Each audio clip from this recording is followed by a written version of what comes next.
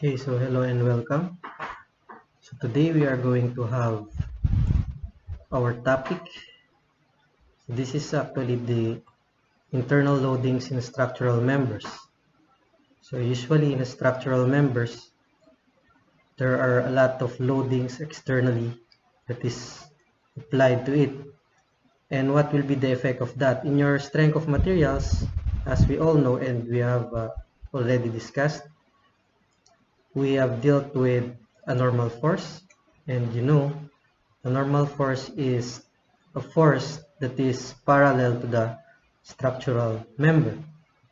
And then we have also shear force and bending moment. So as we can see, normal force, the axis is parallel. So P could either be compression or it could be in tension. So what is important that you know that the normal force is a force that is along the axis of the member or parallel axis. And then for the shear force, we have learned that the shear force is just a tangential or cutting force. What do we mean by tangential in mathematical language? It simply means that it is touching the fiber. Okay, so when the force is touching the fiber, it is actually cutting it. Whatever the axis is, whether it is a vertical cut, horizontal cut, or a diagonal cut. Say imagine that we have here a beam. There will be a perpendicular force, and that perpendicular force shall have a shear effect. Okay, and then for the parallel, shear effect, since P perpendicular here will tend to cut this beam, and then for the parallel component of the P, it will tend to have an axial effect to the beam. And for the moment or bending force, a bending or moment force is either clockwise or counterclockwise. So in determination of reaction, we have this sign convention wherein positive clockwise and negative clockwise. So take note that this sign convention is applicable to an external loading. Okay. However, if we are going to cut a certain section, we are now dealing with the internal forces, then perhaps we cannot apply this type of sign convention. So by and by, I'll explain what is the appropriate sign convention when we deal with internal forces. But for external forces, we stick to this ruling: positive clockwise and negative counterclockwise. So structural analysis, internal loadings in the structural members. So we have clockwise, counterclockwise. And when we have here a beam subjected to series of loadings, say a concentrated load, a mix of couple, Q, or any distributed load, say R, so there will be different values for the internal forces in every point of this beam. Okay, from this pin up to the end of the beam, say we have here a roller, different normal force, shear force, and bending force acts on that. Okay. Say we have here a section. To consider this section, of course, section AA, you just have to cut the left portion. By the way, it is up to you whether you consider the left or the right portion of the beam. Okay, so what is important that we are working with a complete diagram reflecting all of the forces. Okay, so as we can see here, this section A considered the left portion, wherein the included forces are just P and the reaction at this leftmost portion. So do not bother yourself on the right portion because that's already omitted in your section AE. So what you do is to label that in this cut portion, there will be forces like shear force, say axial force H, or a moment or a bending moment. So this is just a direction that is assumed. Okay, so in dealing with internal forces now, so we have here, if we have a fiber that is concaving upwards, that is denoting a clock moment, positive moment. So the sign convention in a moment where we have this positive clockwise and negative counterclockwise would no longer be applicable when we deal with internal moment that will be developed in your beam.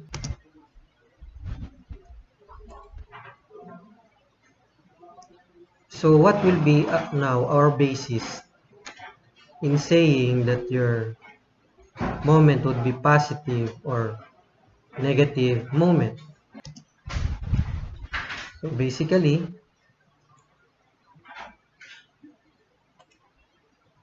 if we have here a moment, just pin this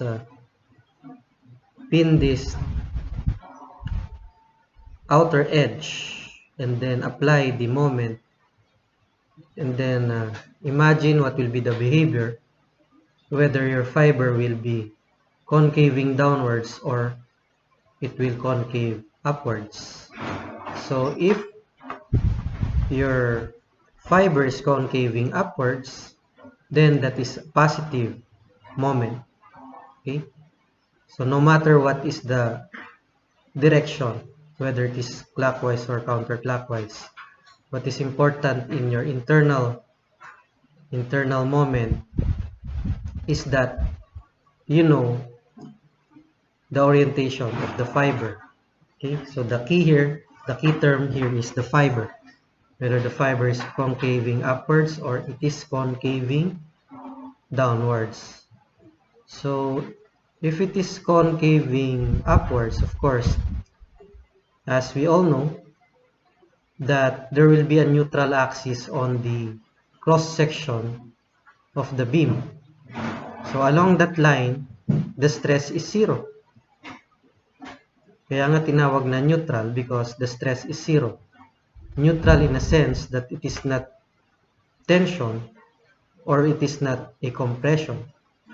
So if we have a positive fiber here, the upper fiber beyond the neutral axis will be in compression. And then at the bottom or the lower portion beyond the neutral axis line will be tension, meaning the elements here are being stretched at the bottom, and at the upper portion your elements are being compressed. Okay, so that's it. For negative, it will have a fiber that is concaving downwards, wherein this will just interchange Your upper fiber now will be a zone for tension. And the bottom fiber is subject for compression. And all of these are forces that will lead us to determine the magnitude of our stress. Okay? Because stress, of course, as we all know, that the stress is expressed by this P all over A. So if we refer to the shear stress, it is just V all over A. And if we refer to the bending stress, then your strength of materials is actually MC all over I. So this includes I, or the moment of inertia,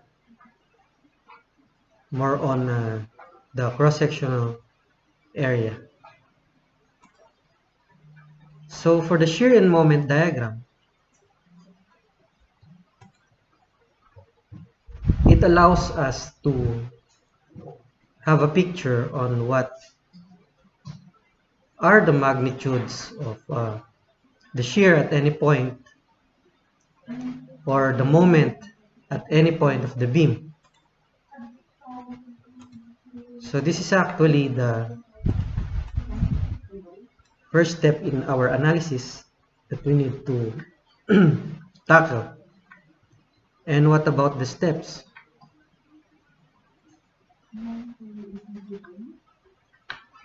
If we have here a beam,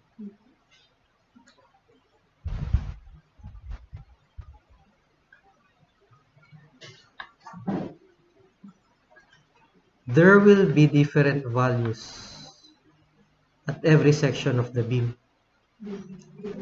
Okay, so these values are actually your basis in the design of your structural member later on. So it is so important to know where is the maximum shear occurs, or the bending moment will occur, or the maximum bending moment will occur, and where is the shear is at zero value. So those are the questions that we need to answer if we intend to have a design of structure. So there are actually two methods in shear and moment diagram.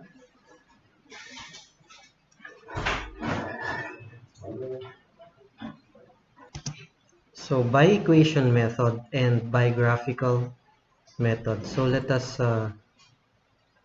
go over this one by one. So by equation method, the first thing we wanted to do is to, of course, illustrate the free body diagram. Say for example, if we have here a beam, I'll just have to load this beam. Say we have here a load and another load and a distributed load here. So this is a moment load, and then this is a uniformly distributed load. So it's so important here that we need to have a distance in every transition of the beam. Okay.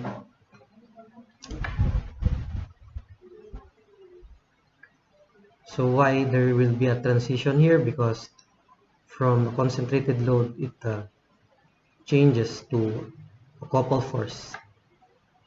And then, of course, we need to have this distance and then this distance. Of course, there will be a support reaction here in which we wanted to determine it first. So you are going to label this according to the segment of the transition. See, this is point A, this is point B, this is point C, and that end is point D. So meaning, initially you are going to label the edges with the letters. Of course, you start from left to right, and then label the segments in which you believe that there is transition going on the loadings. Okay, so therefore after doing that, we solve for the reactions,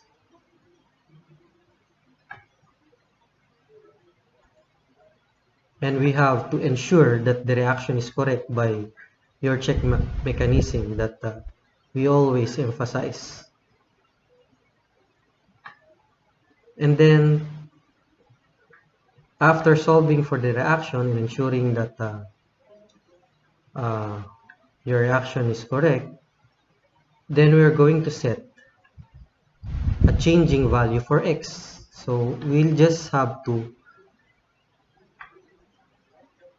establish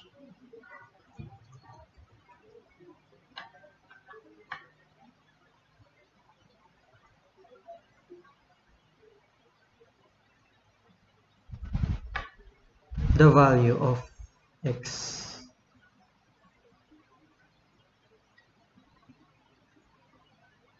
X location in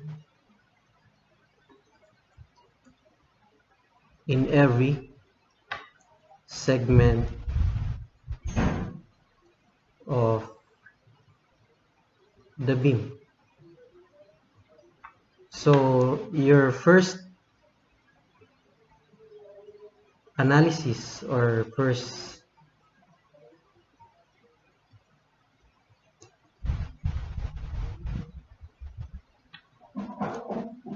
thing to do is to have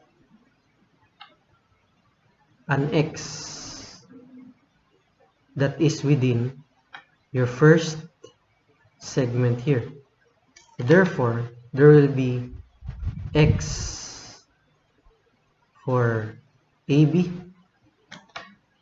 x for BC, and x for CD. So this x is a changing value, or it does not is not fixed. So another x location here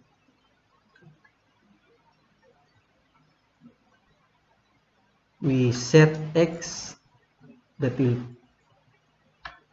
pass through the second segment BC.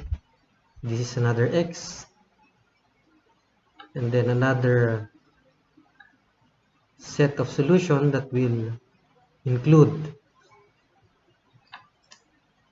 an x that is set within the bounds of CD. Okay, so first we set an x for the first segment AB, and then an x for the segment BC, and then an x for the segment CD. And if you have an extended beam here, you continue to do this, and then one by one you are going to have the section method. Okay,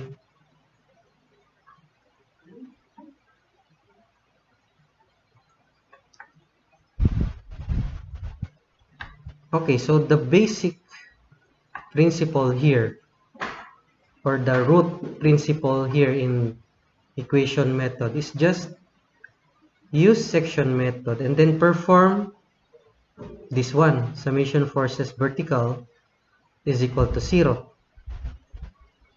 And we also perform summation moments is equal to 0. So where are you going to take moments? Along your x, okay, along point x. So This simply indicates that your summation forces vertical is actually your shear equation.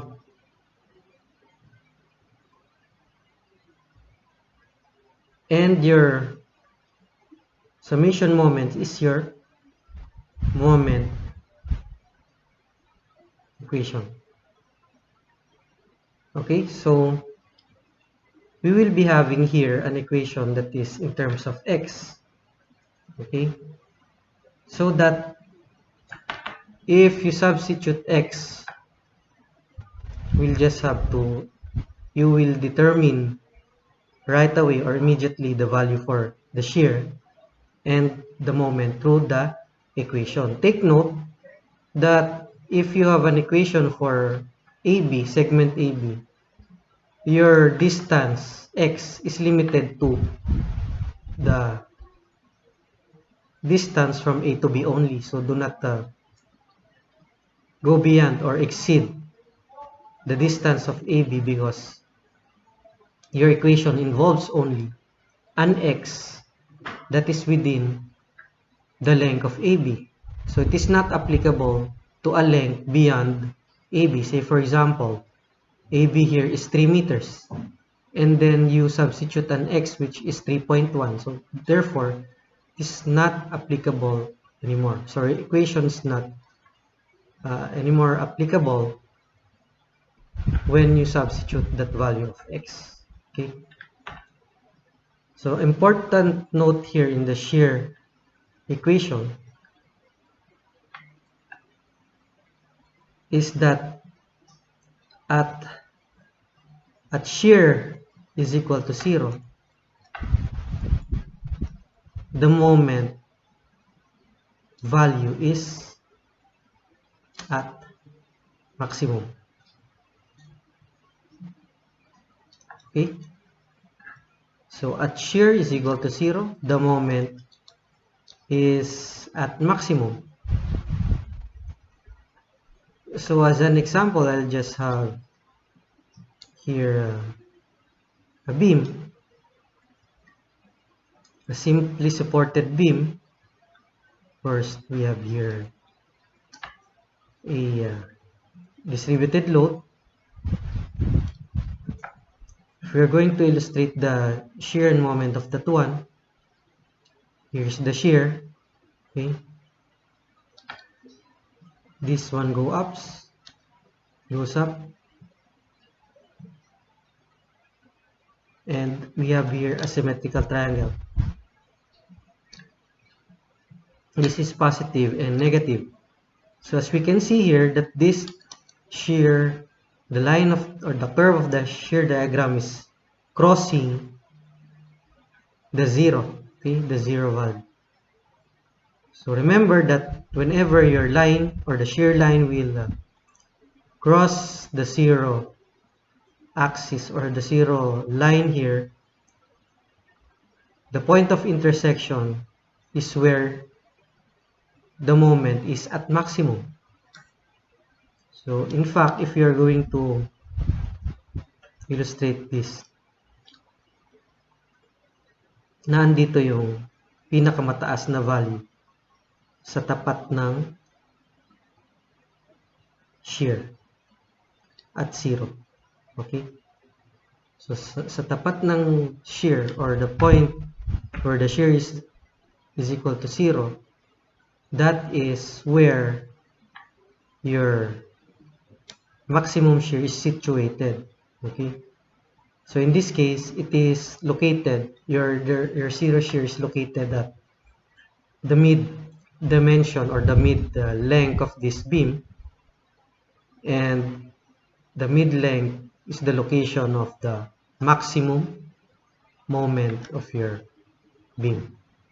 Okay, when we say maximum, this is the highest ordinate of your moment diagram. So your moment diagram, it could either be positive or negative maximum moment. So there will be a maximum for positive and a maximum moment for negative.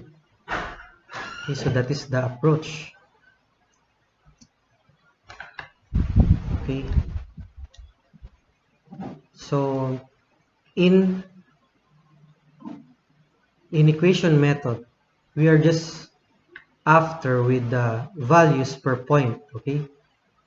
So kung gusto mo, kung anumang distance ang gusto mo dyan, just refer to the equation, then substitute the value of that distance, then you will know the shear, the value of the shear and the value of the moment at any point, okay? So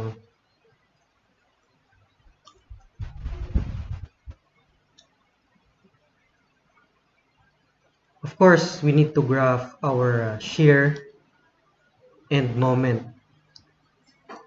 So in shear and moment equation, it's not that easy because we are just relying with the equation, and then you may use actually high-speed computers in order to deal with the equation, and then just use analytic geometry in establishing the graph. So in order for us to have a shortcut approach in having this shear and moment diagram illustrations, let us have relationship, okay, between the load diagram, the shear diagram, and the moment diagram. So what do we need to know here?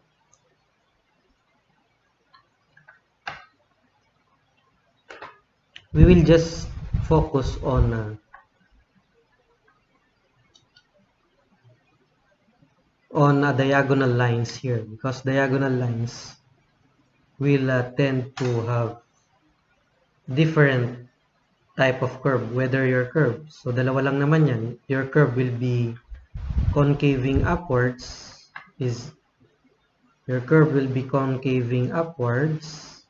or would it curve downwards? And what is your criteria and the degree of curve? Okay, so if your load diagram is like this,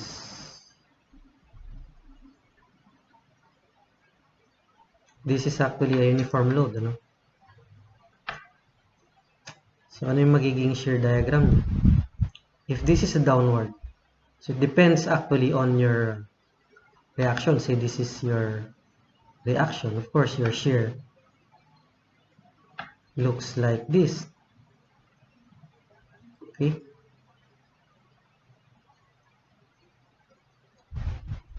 So your shear here is actually decreasing. Okay? So when your shear is decreasing, your moment is concave downwards. Okay? That will be concaving downwards.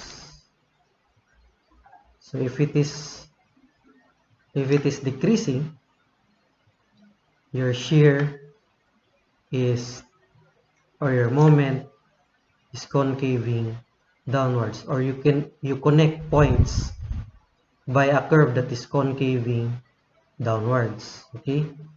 And then if your shear diagram is increasing, your moment diagram is a curve concaving upwards.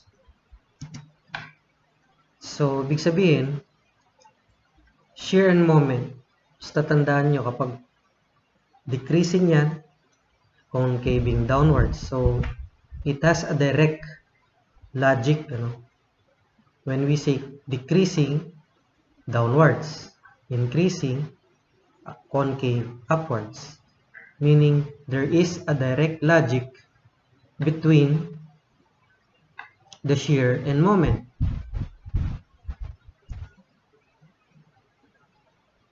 Okay, how about if we have to refer from the load diagram, because there are load diagram that has a diagonal line, like triangular load. Okay, that is a diagonal line. Whether your triangular load is increasing or it is decreasing, or it could be a trapezoidal one. Okay, so what would be your connector when you graph your shear diagram? So here it is. If your load diagram is increasing, like this one, your shear diagram will be, this is increasing, will be concave downwards. Okay?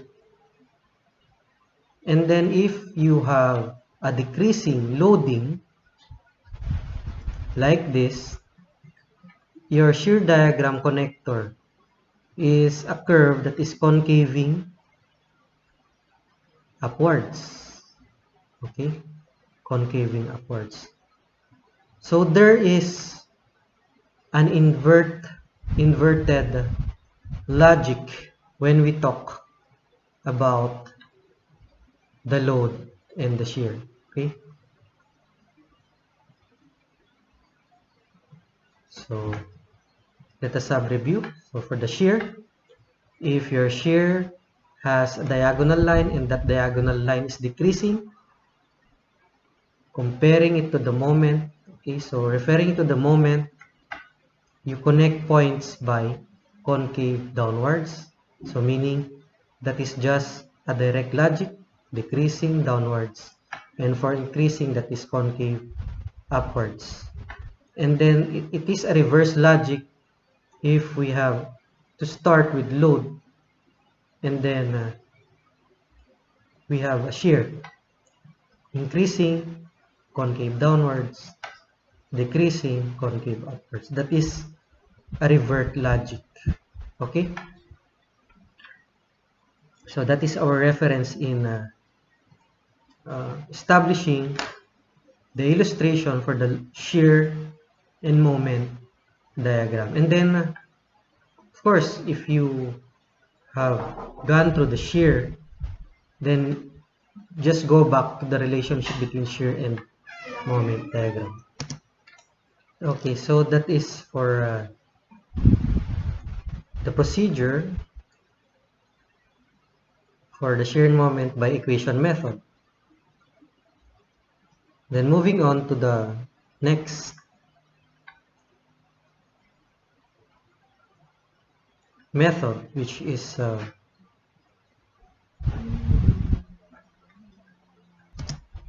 biographical method. So this is much easier. So the key here is just refer to the area.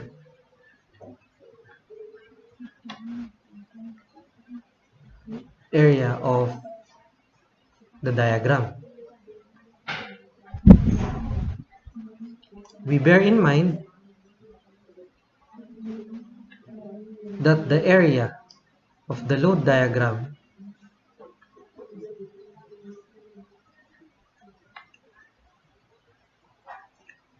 is equal to the area of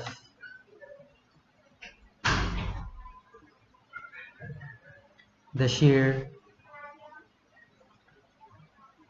diagram ordinate, I should say. Okay, so the load diagram,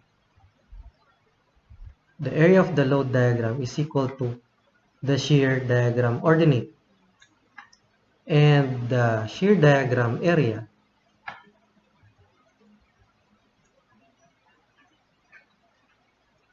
is simply equal to the ordinate of the moment diagram.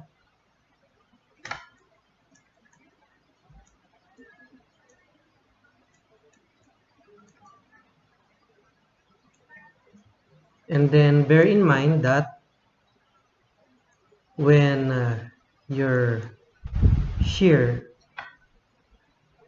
is equal to 0, this is where your maximum moment is situated.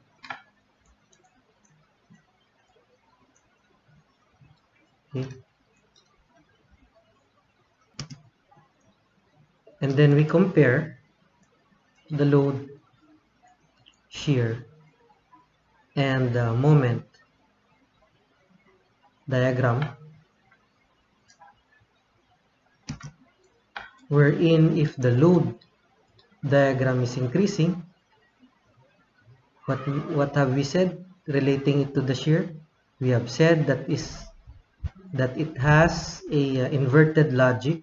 So if it is increasing, therefore your connector between 2 points is a concaving downward curve. And if your load is decreasing, your connector is a concave upward curve. And then between shear and moment, if your shear is increasing, of course, concave upwards. And if it is decreasing, of course, that is concave downwards. So these are the things that we need to know in the shear and moment diagram. So at point where the curve of the shear crosses the 0 line, that is where the maximum moment is located. And then if your moment will tend to cross the 0 line also, that is the point of inflection. Okay, so it is the point where your moment value is equal to 0. This is the point of inflection in your beam. Okay, so this is biographical method, and we have to take note that if we have a concentrated load in your load diagram, this is just an addition or deduction of ordinate. Okay, and then if we have a moment force has no effect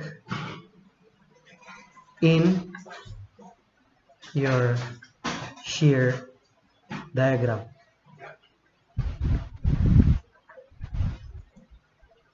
So saan siya mag-e-effect? So of course, this is a moment force. This has an effect on moment diagram.